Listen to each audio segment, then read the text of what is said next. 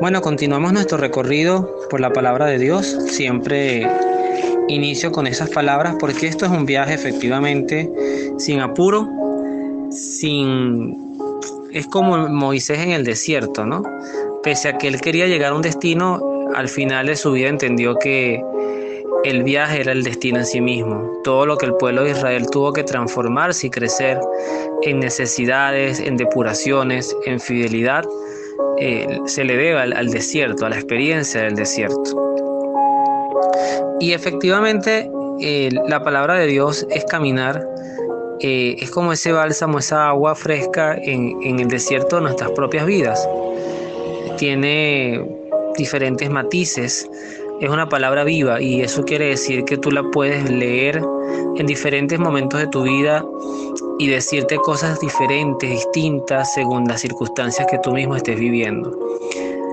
Esa es la característica de un Dios que es persona, de un Dios que trasciende todo poder, toda comprensión, toda racionalidad, pero que sobre todo, y creo que es una de las cosas más importantes, que nos conoce a profundidad, a cada uno.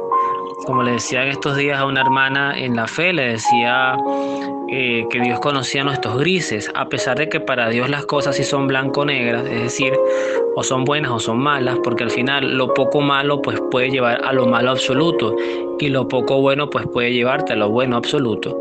Y al final Dios está en la perfección y todo lo que no está en la perfección pues siendo un grado de imperfección pues aleja de lo que significa Dios. Dios conoce nuestros grises y hace empatía con nuestros grises y nos ayuda a superarlos, a darle matiz o a quitarle todo lo oscuro para que quede blanco o a rellenar todo lo gris y lo blanco para que quede negro, pero las cosas bien definidas con él. Sin embargo, el caminar con Dios no es sencillo porque literalmente, y el porqué de ello solamente lo explicará nuestro Dios, nos lo explicará a nosotros, no me corresponde a mí detenerme en esto, porque tenemos que pasar por una vida que tiene intereses tan distintos a los que son los intereses divinos, a por qué exponernos a una vida tan compleja. Es como que si nosotros quisiéramos llevar a nuestros hijos a un lugar maravilloso, pero primero lo dejáramos en la jungla, en la selva. Un ejemplo, por ejemplo, lo que es la selva, este pasaje fronterizo, que creo que lo hablaba en estos días, de Darién, que queda entre Colombia y Panamá, que es un pasaje boscoso que aproximadamente se puede llevar 72 horas en cruzarlo, o quizás un poco más, 4 días, pero donde han muerto muchos venezolanos y los que no, pues han sido víctimas de profundas vejaciones, pero porque el sueño es llegar a Estados Unidos, es un paso fronterizo hacia el norte. Y wow, a eso dice, Señor, quieres que lleguemos a ti, quieres que lleguemos a ese norte, pero nos haces pasar por un Darién, que es esta vida. ¿Por qué? Esa explicación no la tengo, de verdad que no la tengo. No puedo explicarlo a razón del pecado original, entender que en el origen de la creación, el sentido de la creación no eran las cosas así. Fuimos creados perfectos, fuimos creados sin defectos, fuimos creados sin pecado, pero fuimos creados libres y la libertad tiene un costo. Un costo que Dios un riesgo que Dios quiso asumir y solamente Él entenderá quizás las razones, quizás esto nos hace ser tener más plenitud en lo que es la fe. Quizás en estos tiempos quienes todavía digan y se esfuercen por vivir una fe cristiana auténtica, suprimiendo sus deseos más bajos o más instintivos, por no llamarlos bajos, y abrazar el amor de Dios, eso tendrá más mérito que una cuerda de robots que sencillamente por no conocer el mal pues solamente saben practicar el bien. Quizás por ahí viene un poquito esto, ¿no? Pero en ese sentido, algo que hay que siempre respetar de la palabra de Dios, de la Biblia, es la genuinidad, lo genuino, que es muy auténtica la Biblia. La Biblia te puede hablar de cosas que otros libros de historia ocultarían, porque todos los profetas son como una suerte de los héroes de la historia de la salvación. Y los héroes no deberían tener defectos. Esto fue uno de los grandes boom que tuvo, por ejemplo, esta nueva forma de presentar los héroes por ejemplo, los cómics, donde presentó, los héroes solamente eran los que tenían poder y vencían a los villanos, pero después se empezó a introducir este concepto de la vida del héroe. Entonces el héroe sufre, el héroe también pasa hambre, el héroe también se enamora. Y bueno, efectivamente eso ha enganchado a un público cautivo que crecimos con estos héroes. Pero ya la Biblia era muy novedosa en esto, porque si bien nos llama a admirar a los profetas, también nos permite ver los lados más oscuros, más débiles de ellos, o de los reyes, como David, que ya pasamos por su libro y vimos algunos pecados en él que de verdad fueron vergonzosos. Sin embargo, David fue un gran hombre, un hombre de Dios, sin duda que sí. Y Jeremías, que el pobre, pues además quedó clasificado como el profeta de los lamentos, de las lamentaciones. Hoy vamos a leer una lectura que está en el capítulo 20 de su libro, en el versículo 7 al 18, que además hay una canción muy bonita que se llama Me has seducido, Señor. Quienes han estado en grupos juveniles, especialmente me viene ahorita a la mente campamentos juveniles o los grupos Carpa. También recuerdo en una ordenación sacerdotal de un sacerdote agustino, el padre Gilberto, si no me equivoco, él cantó esta canción en su ordenación. Y esta lectura creo que inspira un poquito esa letra, porque es Jeremías que está abatido, que dice, bueno, pero ya va, yo hago todo lo que Dios me pide y sin embargo me lanzan piedras, me persiguen, me quieren matar, ¿qué es esto? Tanto así que Jeremías llega a cuestionar su propia existencia, llega a maldecir el hecho de estar vivo, el día que nació, a maldecir inclusive todos los componentes que conformaron su propia existencia, ¿no? Y es el pisar fondo, o sea, literalmente es el pisar fondo. Y eso es humano sentirlo y es humano reconocerlo. Es humano reconocer y decirle a Dios, Señor, no puedo más, estoy cansado, de verdad me siento. Y eso, ojo, es un ejercicio sano, inclusive en el trabajo, en la vida, en muchos matrimonios se pudieron rescatar por la sinceridad. A veces somos muy ágiles para mentir. Y he descubierto en el corto tiempo, yo he tratado, no lo hago en perfección, pero he tratado progresivamente de irme alejando de las mentiras. Y cuando uno siempre trata de hablar en verdad, la gente se sorprende. Porque cuando tú hablas en verdad, tú no buscas quedar bien, sencillamente expresas lo que sientes. Hablar en verdad no es hablar con la verdad, cuidado con esto. Hablar en verdad es lo que tú sientes, pero puede ser que lo que sientes esté totalmente equivocado, pero lo expresas. Y al expresarlo lo liberas. Mientras no seas ofensivo, no tienes que aplastar a nadie con tus palabras, no tienes que insultar a nadie ni humillar a nadie, solamente expresas con raciocinio, me siento mal, o sea, esto me desborda, no me gusta mi trabajo, no me gustan mis compañeros de trabajo, este matrimonio por aquí no es, o sea, me fastidia que siempre me estés reclamando o que siempre llegues tarde, que siempre llegues borracho, o sea, ¿hasta cuándo? Esas píldoras de sinceridad que además profundizan en la reflexión del ser. Me molesta, me inquieta tu violencia, yo no me casé contigo para recibir golpes. A los hijos hablarles con franqueza, sin tenerle miedo al hecho de que hay que hablarles de muchas cosas. Yo, por ejemplo, ahorita, cada vez que trato de ver películas con mi hijo, tenía como una cierta duda de que, bueno, ¿qué irá a salir en esta película? Porque hasta las películas infantiles, que eran un bálsamo, donde no tocaban ningún tema complicado, siempre eran los valores básicos, el amor, la amistad, etcétera, ni siquiera tenía que ver romanticismo. Ahora te puedes conseguir con escenas heterosexuales o homosexuales, pero muy frontales, y eso genera confusión en los chamos. Y llega un punto que tú no le vas a poner una bolsa de basura en la cara, una venda, lo vas a llevar ocultándole todo. De esas cosas hay que hablarle con serenidad. Hay que enseñarles que esto está en el mundo y con mucho respeto, pues enseñarle también, según tus valores, lo que tú consideras, cuáles son los límites de estas cosas, que te apoyas en la iglesia, te apoyas en tu sentido común y al final siempre le dejas claro que lo vas a amar, que tú amas a tu hijo, pero que Dios también tiene una voluntad y un deseo en nosotros. Entonces Jeremías comienza diciéndole a Dios en el texto, me has seducido, Yahvé, y me dejé seducir por ti. Me tomaste a la fuerza y saliste ganando. Todo el día soy el blanco de burlas, toda la gente se ríe de mí. Fíjense ustedes lo que esto, o sea, esto es un reclamo, aunque pareciera iniciar muy romántico, le dice al Señor, prácticamente me engañaste, ¿no? O sea, tú me seduciste, yo me dejé seducir, me tomaste a la fuerza y saliste ganando. O sea, por más que yo resistía, pues al final tú ganaste. Pero al final, ¿cuáles son las consecuencias? Bueno, que ahora soy el blanco de burlas todo el día y toda la gente se ríe de mí. Pues me pongo a hablar y son amenazas. No les anuncio más que violencias y saqueos. La palabra de Yahvé me acarrea cada día humillaciones e insultos. Por eso decidí no recordar más a Yahvé ni hablar más en su nombre, pero sentí en mí algo como un fuego ardiente, apasionado en mis huesos, y aunque yo trataba de apagarlo, no podía. Esta es la gran diferencia del que se quiere autoengañar. En muchos sentidos. Mira, si usted nació con un don para hacer algo por Dios, vas a tener tu momento en que quisieras no tenerlos. Vas a tener tu momento en que vas a sentirte que cada vez que te sientas a hablar de algo terminas discutiendo, terminas llevándole la contraria a todo el mundo.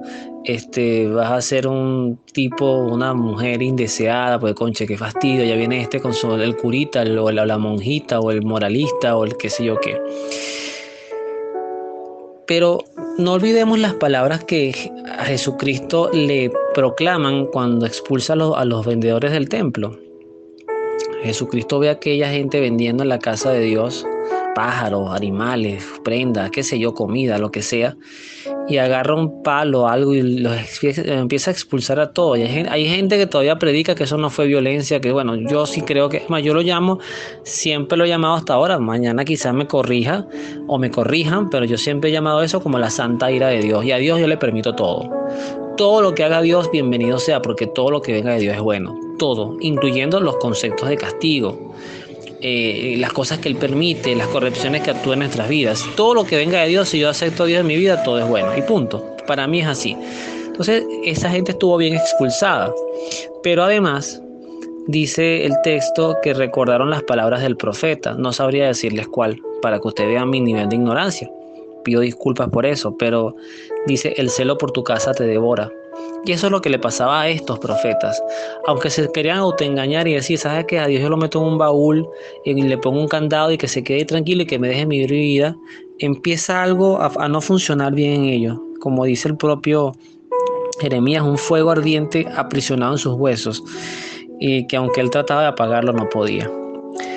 Yo oía a mis adversarios que decían contra mí, ¿cuándo y por fin lo denunciarán? Ahora me observan los que antes me saludaban, esperando que yo tropiece para desquitarse de mí.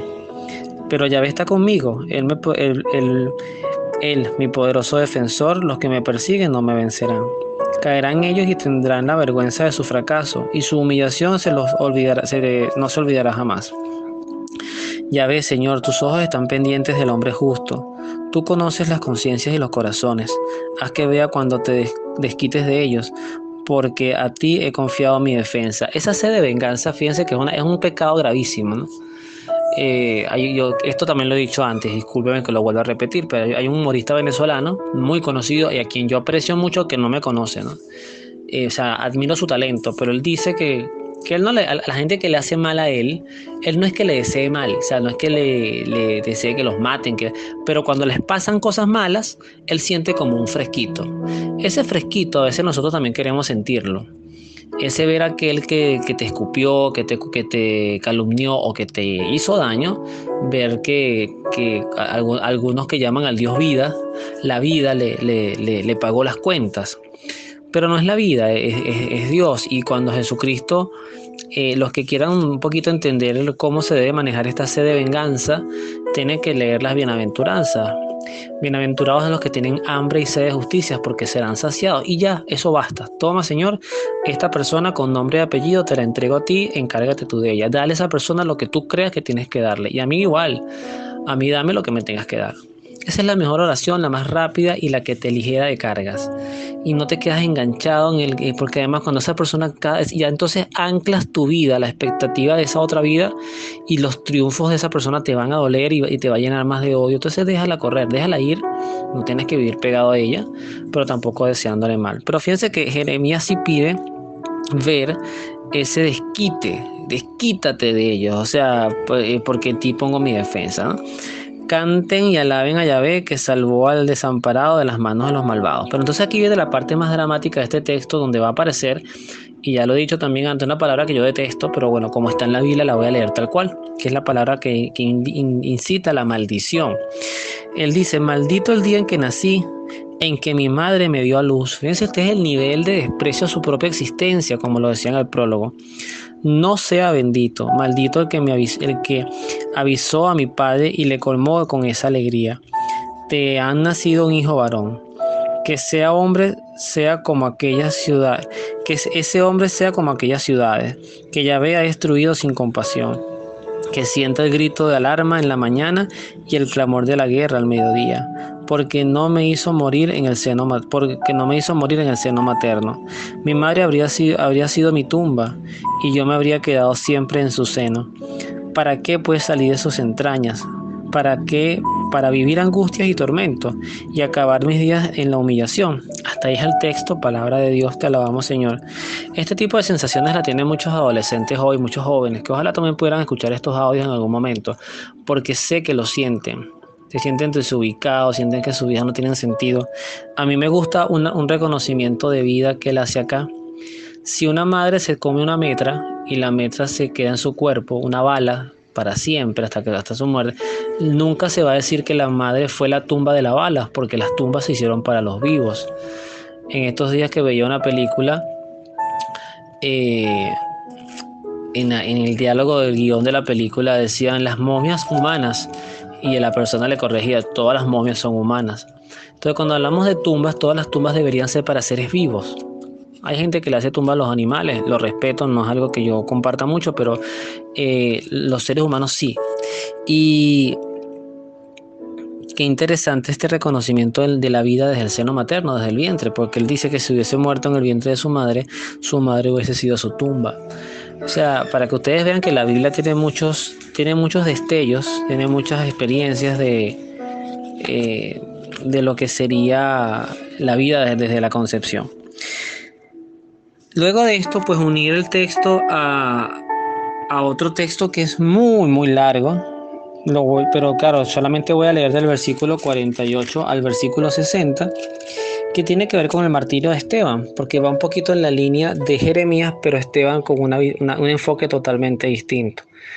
Esteban nos enseña, esto está en el libro de los Hechos de los Apóstoles, además Esteban es el primer mártir de nuestra fe, de lo que llamaron los protomártires, los primeros mártires de nuestra fe. Esteban nos enseña que con Dios no hay garantías de no sufrimiento.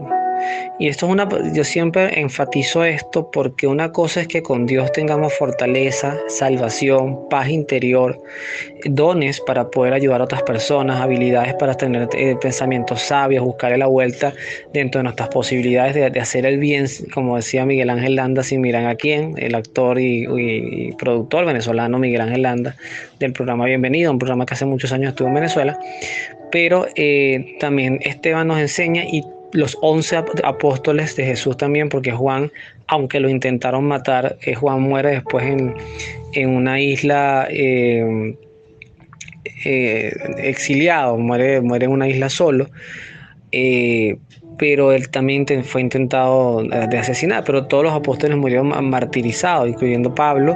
Entonces quiere decir que la cruz, el padecimiento, es parte de esto del ser cristianos.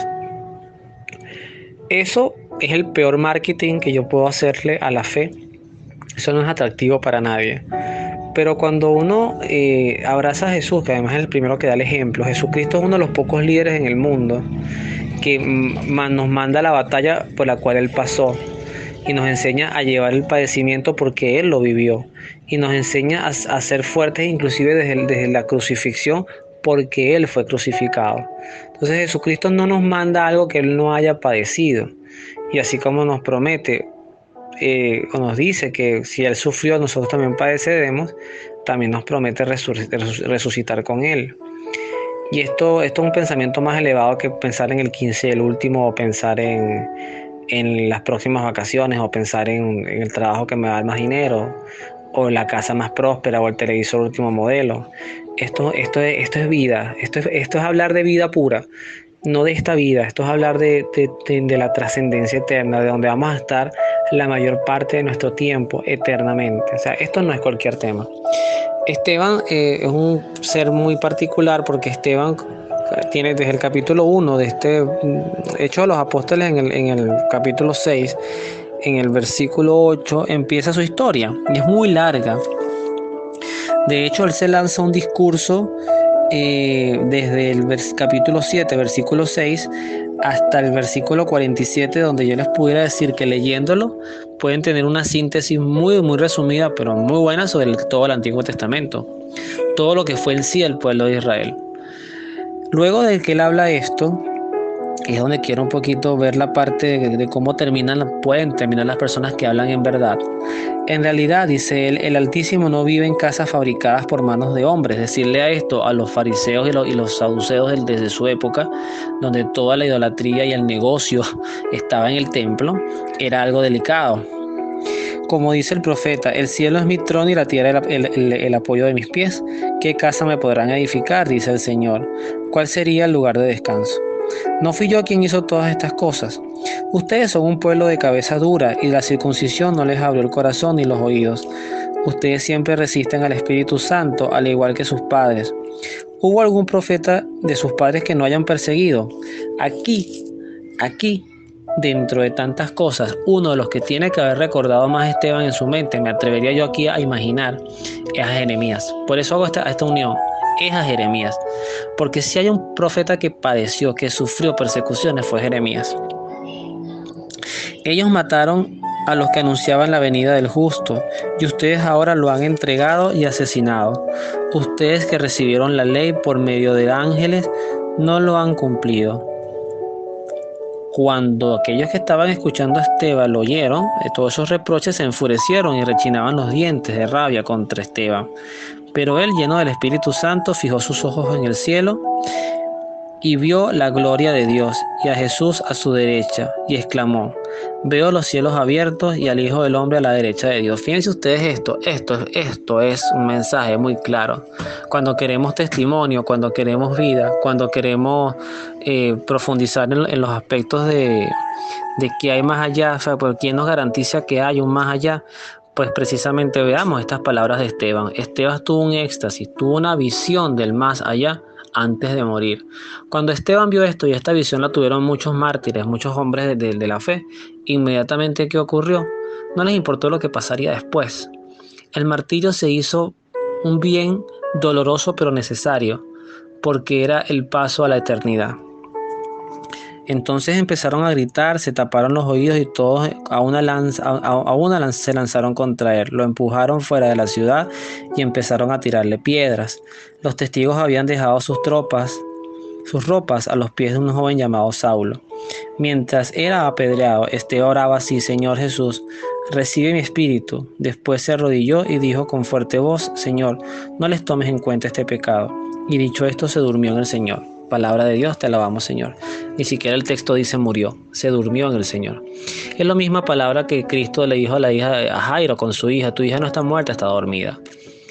El que pasa por esto en Dios no muere, duerme y despierta en la vida eterna.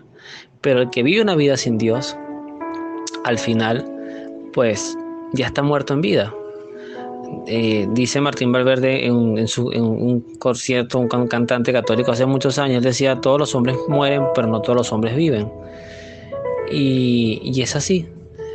Todos los hombres pueden vivir, todos los hombres pueden morir, y hombres y mujeres, pero no todos los hombres viven. La vida está en Dios. Y más allá de las vicisitudes que nos toque pasar, hay que ir, de verdad, es un autoconsejo que me doy y lo comparto en voz alta. Hay que ir preparando camino para esa experiencia de poder ver los cielos abiertos, ver la gloria de Dios y ver a Jesucristo a la derecha del Padre. Y al final poder decirle, como dice Esteban, al final de su texto, que por favor, Señor, recibe mi espíritu. Ojalá esa sea la frase que al final todos podamos decir en el último aliento de nuestras vidas: Señor, por favor, recibe mi espíritu. Que Dios los bendiga. Nos vemos en la oración.